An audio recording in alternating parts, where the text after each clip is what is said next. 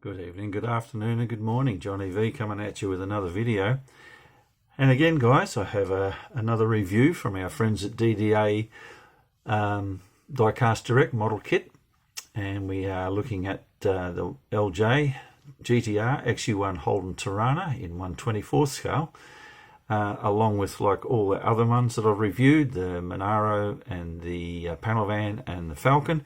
Well, this is the GTR Torana, and it was the mountain killer, they called it, when Peter Brock was racing this around Bathurst many years ago. This used to take on all the big boys and did really well. So this is my review on this kit, and we'll get on with it. Hope you like it. Alright guys, well there it is, the LJ GTR XU1 from our friends at DDA Collectibles Plastic Model Kit Series. The lovely little Torana. There's its shadow painting in blue, and all the details of the build there. 14 and plus age build, skill level 3. Again, like all of the DDA kits, the box is this fabulous lidded box with all the fancy stuff on them. And there's our basic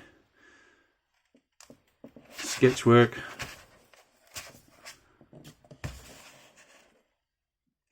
And then underneath we have the parts trees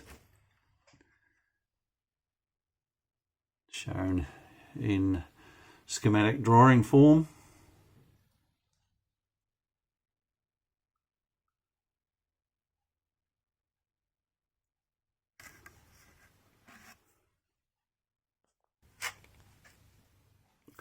Right, we start again with our little booklet, building instructions, and like all the others that we've seen, we all assemble them in sub-assemblies, and it gives you the completed model at the end, following these quite simple instructions to follow actually. And like I said prior, every other model that we've looked at, they're screwed together and glued together. They're very easy to build really. There's only a few tricky assembly parts, but you soon work through them very quickly. And but the finish of the mouldings on these is exceptional. They're very clean, and they build up to a beautiful little model. And this one specifically is a 6-cylinder inline 6. It's the race motor that's in it, and it's very similar to the style of motor that I built for my real car, my HQ Kingswood, that I showed in my model of the Kingswood, with the race head and the carby system and everything on it.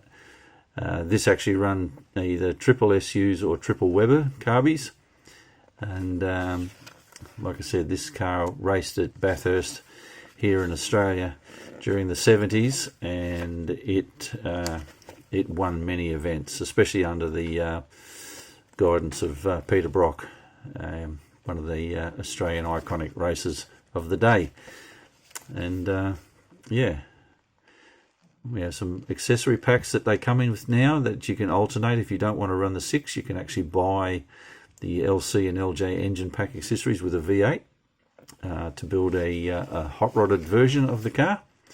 And there are also straight up kits you can buy, and then you can get the decal sets as well. I'm not sure if they're actually included because it only arrived today, this set, so I haven't had a look at it yet.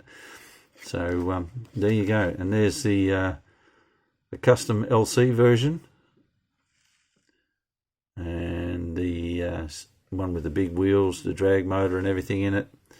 And then there's the standard LC GTR kit that this one is based on. And again, we get the flock covered base for your model to sit on. So I shall just get that out of the way for now. Right, starting with, which you'll all want to see, and I'll open the plastics up first so we don't have all that hassle noise. Alright guys, now the body of the Torana with the shark gilled flutes in the front guards. This is a two-door, so it was a little coupe, and same style boot lid and trunk lid as the big Holden and the Falcon both had, where they literally just sit on, but the bonnet will actually hinge on these. And like all the other ones, it's that nice, really good plastic. It is, and I'll say it each time, it is different to our other model kits, and model glue does work, but I find that super glue is better for this building. So there you go guys, that's the body. I'll let that sit just over there unless it causes grief with the rest of the video. Some of this stuff I won't open, but I'll try to keep the noise down. So we've got our glass, we've got our windscreen, rear screen, left and right side glasses in there, tail lights, headlights, and that's about all that we'll see in that one. And then we have our bonnet with the nice layered rib there, and the trunk lid, boot lid, with 1, 2, 3 spots for locating a rear spoiler, which was on the GTRs. Underneath the hood we have our ribs that hold all the bracing there, which looks really good, nicely done. And then our two door trims, being a two-door, and again, like the other guys that I've shown, the moulding on these is really crisp, so detailing wise, you know, that nice 3D print on the armrests and the door handles, so that will really paint up really well. Alright, here we have our 6-cylinder engine again, very similar to what was in the HQ model. These did have race bore and all the rest done them, so they were high performance 6-cylinder. And it's what I actually built my engine in my HQ up to by changing the head to the head that was on this race motor to give it that high performance. But everything else is the same: the fan, the heater and brakes, all those sorts of things. So that's that, guys. And internally wise, we have our dashboard, which is again going to be a fascia over decal gauge cluster, which is nice and easy to do. We have our GDS or GTR steering wheel. We have our brake pedal, accelerator and clutch. Being a 4-speed manual, these things were, handbrake or emergency brake there. And we have door cards for the rear, or well, fill-in cards for the rear because it was only a two-door, and bench buckets for the front, or that might actually be even the back seat, actually, thinking about that now. And that is black molded plastic. It's not the vinyl that the other models were. Alright, we have our engine bay assembly area there, so we'd build that like we did the others. Build the engine up first, screws down inside there, and then this goes screwed to the chassis pan and gives you that extra look. There's the triple SUs or triple Webers, whichever they were, for the carby and system intake, and they'd mount to the side of the engine there. We have two bucket seats for the front, so that's obviously had it right the first way. Bench seat rear and bucket seat fronts, and these are that soft vinyl again, so they will need a little bit of TLC putting together and painting. Skinny little tyres, but then these cars didn't have big fatties on them unless you did a street machine version. Alright, I shall pause and open up the chassis pan. And there's our internal floor pan. So location for the bucket seats, centre console, and for the rear twin seats. We have our boot box layout with the spare tyre hole cut to the side there, and our underfloor chassis layout, which is a little bit more finished off than the other version. So we've actually got a front moulded in system, so that obviously sets the wheels better height with the built-in sump and gearbox there. There are no exhausts on this, so it must be a separate piece, which is very good. And then our area here for our fuel tank, and then the same diff box over that they had on the other one as well. So not too bad. This one looks a little different.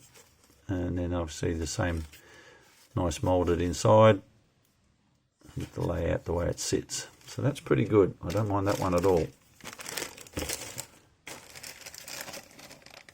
Okay, then we have our wheels, which were the GDS rims as well as the GTR rims. They're very similar in style, very kind of much reminiscent of the rally wheels that Pontiac had and some of the early Chevs had.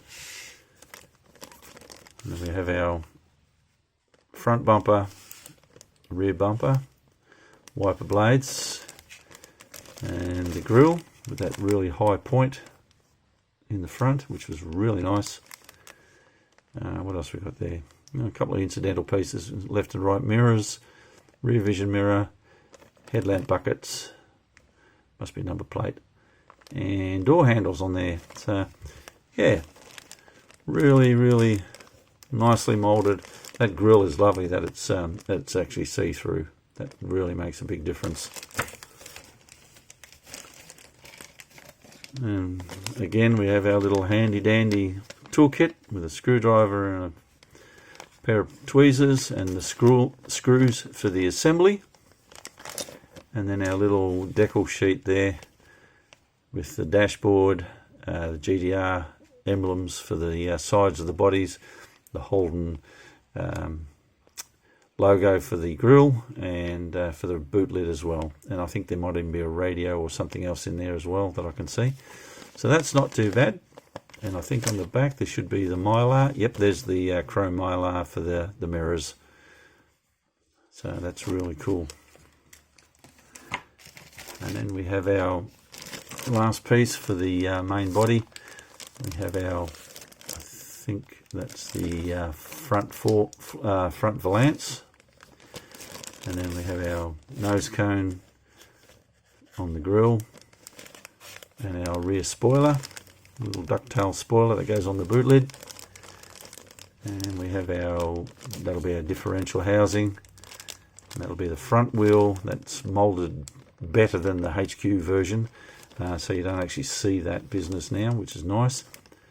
And then we have our exhaust, so it's a single exhaust with twin outlets. So that's pretty cool, nicely done there. And that's the hood hinge mechanism that goes underneath the bonnet, and then our wheel brakes there, and we have looks like a choice of two fuel tanks. So that could be the standard fuel tank, and that looks like the race fuel tank with the hump in it. So that's basically all the parts for the kit. And like all the others, they have a nice little base plate for it, and we get a piece of roadway which actually goes next to that backdrop scenery there, which is quite neat. And that's the back part of, probably the back view of Mount Panorama, actually, at where Bathurst is raced. So guys, there you go. That's Johnny V's take on the little LJ GTR. Hope you like it. And this one is definitely not on the build schedule for this year. It will be a next year build, this one. There's a couple of others that have to get sorted out this year first still. But yeah, guys, I really hope you enjoyed this. Thanks for watching. Just, as always, please like, share and subscribe. I just want to thank you all out there, my past subscribers and my new subscribers. I actually have seen that I have just clicked over 500 subs, and that is amazing. Something I never thought I would achieve. No accolades to anybody except you guys because you watch it. So thank you very much, and we'll catch you on the next video. So this is Johnny V saying bye now.